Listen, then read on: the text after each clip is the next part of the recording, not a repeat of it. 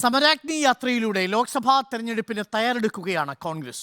യാത്രയിൽ കാസർഗോഡ്, കണ്ണൂർ ലോക്സഭാ മണ്ഡലങ്ങളിലെ വൻ ജനപങ്കാളിത്തം കോൺഗ്രസിന്റെ ആത്മവിശ്വാസം വർദ്ധിപ്പിക്കുന്നു.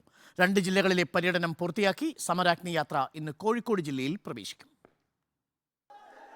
പതിവിൽ നിന്നും വ്യത്യസ്തമായി വൻ ജനപങ്കാളിത്തത്തോടെ സമരാഗ്നി ജനകീയ പ്രക്ഷോഭയാത്ര സംഘടിപ്പിക്കാൻ കഴിഞ്ഞതിന്റെ ആത്മവിശ്വാസത്തിലാണ് കോൺഗ്രസ്. പര്യടനം പൂർത്തിയായ കാസർഗോഡ്, കണ്ണൂർ ലോക്സഭാ മണ്ഡലങ്ങളിലെ സ്വീകരണത്തിൽ പങ്കെടുത്തത് ആയിരങ്ങളാണ്.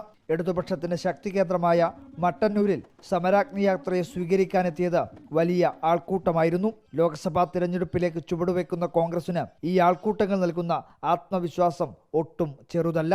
സർക്കാരിന്റെ നവകേരള സദസ്സിന് ബദലായി UDF സംഘടിപ്പിച്ച വിചാരണാ സദസ്സുകൾ വേണ്ടത്ര ഫലം ചെയ്തില്ല എന്ന വിമർശനത്തിനും സമരാഗ്നി യാത്രയിലേക്ക് എത്തുന്ന ജനപങ്കാളിത്തത്തെ കാണിച്ചാണ് നേതൃത്വത്തിന്റെ പ്രതിരോധം. പ്രശ്നങ്ങളില്ലാതെ നേതാക്കൾ ഒരുമിച്ച് നിന്നാൽ ജനങ്ങൾ കോൺഗ്രസിനൊപ്പം നിൽക്കുമെന്ന സന്ദേശം കൂടിയാണ് KPCC പ്രസിഡന്റും പ്രതിപക്ഷ നേതാവും ഒരുമിച്ച് നടത്തുന്ന സമരാഗ്നി യാത്രയെന്ന് അണികളും പറയുന്നു. 2 ലോക്സഭാ മണ്ഡലങ്ങളിലെ 3 സ്വീകരണങ്ങൾക്ക് ശേഷം യാത്ര ഇന്ന് കോഴിക്കോട് ജില്ലയിൽ പ്രവേശിക്കും. കണ്ണൂരിലെ ജനകീയ ചർച്ചാ സദസ്സിനും വാർത്താ സമ്മേളനത്തിനും ശേഷം ഉച്ചയോടെയാണ് യാത്ര വടകരയിലേക്ക് എത്തുക.